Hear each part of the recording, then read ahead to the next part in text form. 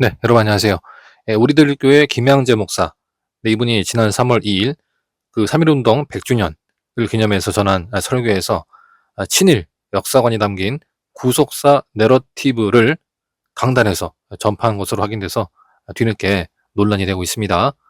당시 설교 중에 이런 발언들을 했습니다. 일제의 침략으로 우리나라가 예수를 믿는 나라가 되었다. 몽둥이 역할을 한 일본도 나 때문에 수고했다. 우리가 예수 믿고 독립이 되었으니까 불쌍히 여기는 것이 구속사인 줄 믿는다 등의 발언을 한 것입니다. 근데 이 내용을 둘러싸고 친일 어떤 논란을 미리 사전에 의식한 듯이 자신이 이런 발언을 한 것을 두고 친일이다 뭐 이런 논란이 있을 수 있지만 그것은 문자적으로만 그 사태를 보는 말미잘적인 사고 방식이다 뭐 이런 식으로 또 이제 그 방어를 사전에 하시면서 이렇게 메시지를 전하신 것입니다. 그래서 그 전체적인 설교 맥락을 보는 것이 중요할 것 같아가지고 뭐 이것을 또 편집하고 이러면 또 이제 악의적인 편집이다, 또 말미잘적인 사고다 뭐 이런 식으로 또 이제 비판이 있을 수 있는 거 아니겠습니까? 그런 것을 염두에 두고 일단 그 설교 전체를 한번 살펴보면서 어떤 맥락에서 이런 발언들이 나왔는지 시청자 여러분들께서 이 발언의 어떤 메시지의 정당성, 유무를 파악해 보시면 좋을 것 같습니다. 영상을 한번 보시겠습니다. 진짜 역사는 구속사예요. 하나님이 만들어 가시는 역사는 구속사이기 때문이에요. 여러분, 사실 구속사와 세속사가 따로 있는 게 아니에요. 역사의 주인은 하나님이시기 때문에 모든 역사는 구속사입니다. 그런데 그걸 이해하는 우리 생각 자체가 고장났기 때문에 자기 중심으로 이해하는 거예요. 성선설, 성악설 그래가면서. 그게 세속사예요. 하나님 중심으로 보는 게 구속사인데 우리를 향한 하나님의 뜻은 구원 아니겠습니까? 졸지 말고. 예. 구원이 최고의 가치예요. 그러니까 인생이 구속사라는 걸 믿는 사람은 자신을 어떻게 봅니까? 구속받아야 할 이 사람임을 아는 거예요. 구원이 필요한 죄인임을 인정하는 거예요. 이런 죄인을 하나님이 살려주셨다고 고백하는 거예요. 그래서 구속사적인 고백은 주님이 저보다 오르십니다. 당신이 나보다 옳도다. 예. 그러니까 일본 놈이 우리를 침략한 게 아니고 한국을 위해서 일본이 수고했다. 이게 구속사라고요. 그러면 또 내가 친일파가 되는 거잖아요. 이게 말미잘 해석이라고 그래요. 그러니까 문자적인 거 이거밖에 몰라. 그러니까 구속사는 항상 구원이 초점이라고요. 요즘 바리새인들과 서기관들이 얼마나 성경 지식이 많아요. 근데 그 지식으로 예수님을 책잡으려고 하잖아요. 예. 그래서 교회에서도 그 요셉의 후손 같은 사람, 모든 걸 갖춘 사람과 이 시아버지하고 며느리하고 동침한 유다의 후손 같은 사람 중에 유다가 구속사의 주인공이라는 거예요. 여러분, 제가 이 매주 구속사, 세속사 얘기하잖아요. 지난번에 보니까 이 목자 모임에서 목사님이 맨날 구속사 하는데 구속사가 뭔지 설명을 한번 해주시라고. 돌아버려요, 제가. 그러니까 이게 그 설명이 아무리 해도 안 되는 거예요. 오래되셔도 이 성령이 임해야지 구속사가 들리는 것 같아요. 그래도 또 최선을 다해서 한번 설명을 해봤으니까 구속사는 항상 이기적인 게 아니고 이타적인 거예요. 여러분들이 너무나 모르면은 상대방을 배려하는 적용을 해보시는 거예요. 거기서부터 구속사가 시작이 되는 거예요. 세속사는 나밖에 모르는 거예요. 나밖에 모르는 거. 예. 그러니까 히스기야처럼 내가 의뢰하던 힘이 전혀 통하지 않는 사건 앞에서 억울하고 절망하고 죽고 싶은 것은 인생을 세속사로 보기 때문이에요. 이런 사건도 주님께서 내게 주신 사건임을 믿고 그 목적이 멸망이 아니라 구원에 있음을 믿는 사람은 구속사를 살고 있는 사람이에요. 아, 이 사건이 내가 의뢰하던 힘이 진정한 나의 의뢰가 아님을 알려주시기 위해서 하나님이 주신 일이구나. 내가 이걸 깨닫고 인정하기를 원하시는 하나님의 사랑이구나. 이것이 주님의 은혜로 구속받은 성도의 고백입니다. 오늘 여러분이 의뢰하던 힘이 하나도 안 통하는 사건이 생겼어요. 여러분을 구속해 가시는 하나님이 주신 일인 줄 믿으세요? 여러분 손에 힘을 마음껏 휘두르다가 지옥 가면 안 되기 때문에 하나님이 여러분 돌이키시려고 주신 사건이에요. 오늘 돌이키고 살찐이라 했잖아요. 한 목사님은 돌이키고 너무 살아가지고 너무 살이 쪘다고 살찐이라. 아유 그냥 표가 잘못됐다고. 자꾸 살이 찌고 있다고. 잠 깨라고. 우리의 진정한 의뢰는 내 건강도 아니고 내 성품도 아니고 내 지식도 아니고 내 학벌도 아니고 내 지위도 아니고 내 재산도 아니고 내 자녀도 아니고 내 인맥도 아니고 내 명예도 내 권력도 인기도 아닙니다. 오늘 우리에게 일어나는 모든 고난은 이 구속사적인 신앙 고백을 받아내시려는 하나님의 뜨거운 사랑인 줄 믿습니다. 적용 질문이에요. 내가 아직도 의뢰하고 있는 나의 힘은 무엇입니까? 반드시 가지고 싶은 힘은 무엇입니까? 그 힘이 내 인생을 책임져 주지 못한다는 고백을 할 수 있습니까?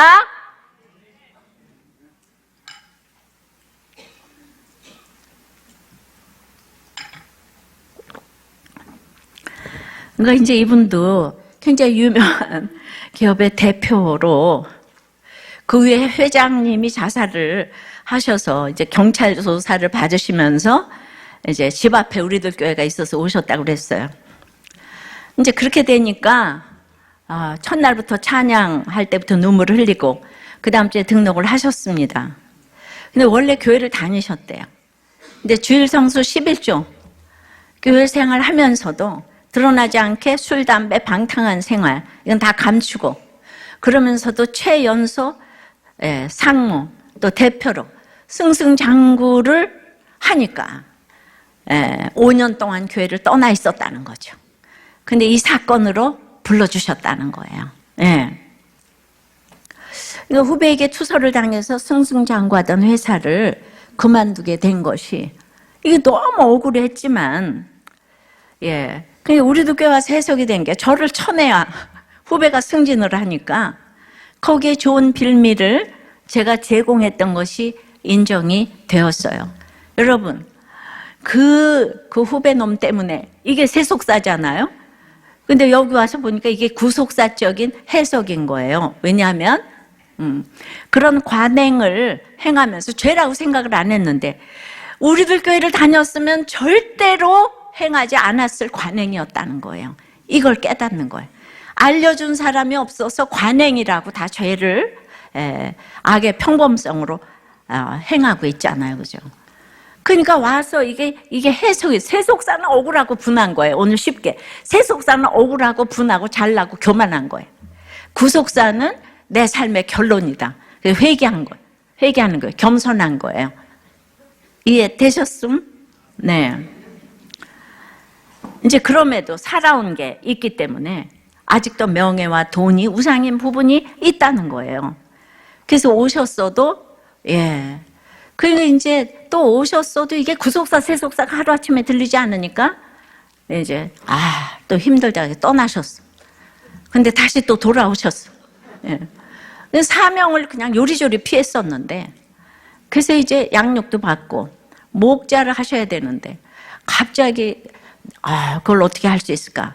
그러니까 이제 목자를 내려놓으니까 막 뇌출혈이 오고 그 다음에 막 그냥 넘어져서 다리가 뭐 어떻게 되고 이래도 생각을 못하다가 작년에 손자가 4살 손자가 뇌종양이라고 하니까 모든 것이 사치스럽게 여겨지고 그냥 무조건 순종하게 돼가지고 두 분이 다 목자가 되었던 것입니다. 아무리 선남선녀고 귀부인 이래도 그거하고 이 목자가 된 얼굴하고는 정말 다르더라고요. 그러니까 이렇게 우리가 승승장구하다가 이게 떨어뜨린 건 그동안에 그래도 억지로라도 신앙생활을 했기 때문이 아닐까요? 저는 이제 헛된 게 없다고 생각해요. 우리 한도 목자님은 전 10년 불륜과 2집 살림이 발각되어서 교회를 나오기 시작했다고 저무도록 간증을 하고 계시는데 이번에 이거를 사실은 갚아지지 않던 3억의 빚이 주 원인이었다는 거예요. 그러니까 이제 머리로는 두 집 살림을 정리해야 된다는 거 알지만 그보다는 빚의 숫자가 늘어가는 것이 너무 엄청난 스트레스였다는 거예요. 예, 돈을 잘 버는데 이분이 의사잖아요. 근데 빚이 안 없어지나? 아마 빚이 없이 여윳돈이 있었다라면 발각된 그날 저녁 분명 잠수 타고 감히 나를 미행해하며 적반하장으로 이혼을 요구했을 뻔뻔한 죄인입니다. 예, 그런 줄 아시고 돈으로 퇴로를 막아주신 주님께 감사드립니다. 그러니까 이런 얘기 안 해도 되는데 맨날 말씀을 보니까 안 해도 되는 죄가 자꾸 보이는 거예요. 그래서 그러지요. 나는 두 집 살림이 발각돼서 이렇게 죄를 회개했습니다. 그 얘기하고 다른 얘기 안 해도 누가 뭐라 그래요? 근데 맨날 목장 모임마다 죄를 자꾸 보시는 거예요. 맞았죠. 그러니까 여자가요, 여자 불쌍해서 돌아오시는 분이 없어요. 바람 피고요. 그 하나님과의 관계가 회복되지 않으면요, 돌아왔다가도 다시 나가요. 그래서 예배로 인도하셔야 되는 거예요. 자꾸 자기 죄를 보지 않아요. 그죠? 자, 우리의 진정한 의뢰는 첫째, 내게 유리한 상황이 아니라고 그랬어요. 둘째, 내 힘도 아니에요. 셋째는 뭐예요? 오직 이 의뢰, 즉 하나님 뿐이라는 거예요. 17절서부터 읽습니다. 그들이 예루살렘으로 올라가니라. 그들이 올라가서 윗모스도 곧 세탁자의 밭에 있는 큰 길에 이르러, 이게 이제 그 물길인 거죠. 그들이 왕을 부르며 힐기의 아들로서 왕궁의 책임자인 엘리야김과 서기관 셈나와 아삽의 아들 사관 요아가 그에게 나가니 랍사게가 그들에게 이르되 너희는 히스기야에게 말하라. 대왕 아스루 왕의 말씀이 네가 의뢰하는 이 의뢰가 무엇이냐. 예루살렘에 도착한 아수르의 대군은 히스기야 왕을 부릅니다. 어떻게 불렀겠어요? 정중하게 불렀겠어요? 조롱하고 위협하면서 야 히스기야 빨리 나와, 당장 나와서 꿇어, 그랬을 거예요. 수만의 병사들이 그랬으니까 지금 예루살렘 모든 지문이 두려움에 떨었어요. 히스기야 왕 하나 잡으면 되는 거예요. 여러분, 진보는 집단이잖아요. 그러니까 집단을 하면은 한 사람이 거기서 이렇게 파괴를 하면 안 돼요. 그래서 보수는 한 사람을 공격하는 거예요. 그래서 그 한 사람만 공격하면 보수는 아무도 말을 안 한대요. 그래서 여기는 이제 집단이고 보수는 꼴통이라고 얘기를 하잖아요. 다 진짜 똑같은 거예요. 그러니까 이 랍사게가 너무 잘 알아요. 그래가지고 히스기야 하나 계속 공격하는 거예요. 지금 다음 주에 이렇게 나오겠지만. 그래서 이제 히스기야는 3명의 아수르 지휘관을 상대로 3명의 신하를 보내는 거예요. 왕금 책임자, 즉 국무총리 엘리야김과 서기관, 즉 행안부 장관 셈나와 사관, 즉 대변인 요아가 왕을 대신해서 나갔어요. 그리고 아수르를 대표해서 랍사게가 말합니다. 너는 히스기야에게 말해. 대왕 아수르 왕의 말씀이 네가 의뢰하는 이 의뢰가 무엇이냐. 여기서 딱 드러나죠. 히스기야는 그냥 이름만 부르지만 아수르 왕에게는 왕이라는 칭호를 2번이나 쓰고 게다가 대왕임을 분명히 합니다. 너희는 우리와 상대가 안 돼. 항상 유리한 상황과 힘으로 모든 것을 판단하는 세상의 관점이에요. 그러면서 히스기야에게 던지는 질문이 뭐예요? 네가 의뢰하는 이 의뢰가 무엇이냐? 오늘 제목이죠. 말하자면 너 뭘 믿고 이렇게 까불어? 이런 말이에요. 근데 랍사게가 아는 게 하나 있어요. 히스기야가 의뢰하는 것 하나가 있다는 건 알아요. 그런데 그게 뭔지도 모르겠는 거예요. 지금 상황도 전부 다 아수르 편이고 힘도 전부 아수르 것인데 대체 네가 의지하는 이 의뢰는 뭐냐는 거예요. 아수르 왕은 지금 조공으로 만족하지 않고 아수르의 식민지가 되기를 원하는 거예요. 유다는 전쟁을 할 전술도 없고 군사력도 없으면서 입으로만 전쟁을 할 수 있느냐고 묻는 거예요. 여기 의뢰라는 히브리 단어는 의뢰하다, 의지하다의 명사형인데요. 이 단어가 구약에서 3번밖에 안 쓰였는데 한 번은 전도서, 이 2번이 히스기야에게만 쓰였는데 그런데 이 성경 인물 중에 이 단어를 말한 사람이 히스기야가 아니고 랍사게가 유일해요. 랍사게 무슨 말이에요? 아무것도 의지할 게 없어 보이는 상황에서도 의지하고 있는 무언가를 가진 사람이 바로 히스기야라는 것을 이 적국의 장관이 알아보고 물어본 거예요. 그러니까 이 의뢰하다 단어는 히스기야가 쓴 게 아니고 랍사게가 썼어요. 저는 그냥 원수가 나한테 네가 의뢰하는 게 뭐냐고 좀 물어봤으면 좋겠어요. 나의 원수가. 내가 말고. 내가 하나님을 그렇게 의뢰한다고 원수가 알아줬으면 좋겠어요. 예. 그러니까 랍사게가 뭔가 몰라서 의뢰라고 했는데, 예를 들자면 우리가 큐틴을 통해서 주님 만난 것을 열심히 간증했는데 듣던 사람이 아직 잘 몰라가지고, 근데 그 책이 그렇게 좋아요? 예, 근데 그 책이 무슨 책이에요? 묻는 것과 이제 같은 거예요. 그럼 히스기야가 의뢰하고 있는 이 의뢰는 무엇일까요? 그에게 유리한 상황도 이제 다 날아갔고 믿던 힘도 다 없어졌는데 도대체 히스기야는 뭘 의뢰하고 있을까요? 지난 주일에 우리가 5절에 봤잖아요. 히스기야가 이스라엘 하나님 여호와를 의지하였는데 그의 전후 유다 여러 왕 중에 그러한 자가 없었으니, 이 의지하다가 오늘 의뢰하다와 같은 단어예요. 물론 상태에 따라 상황에 따라 붙임은 있었겠죠. 히스기야도 사람이니까요. 완전한 사람 없고 별 인생 없잖아요. 하지만 히스기야의 중심에는 다른 것보다 하나님을 더 의지하고 의뢰하는 마음이 있었다는 거예요. 그런데도 실수할 수가 있는 거예요. 아수르라는 거대한 문제 앞에서 그 믿음보다는 잠깐 자기에게 그 유리한 상황이 의지가 되었어요.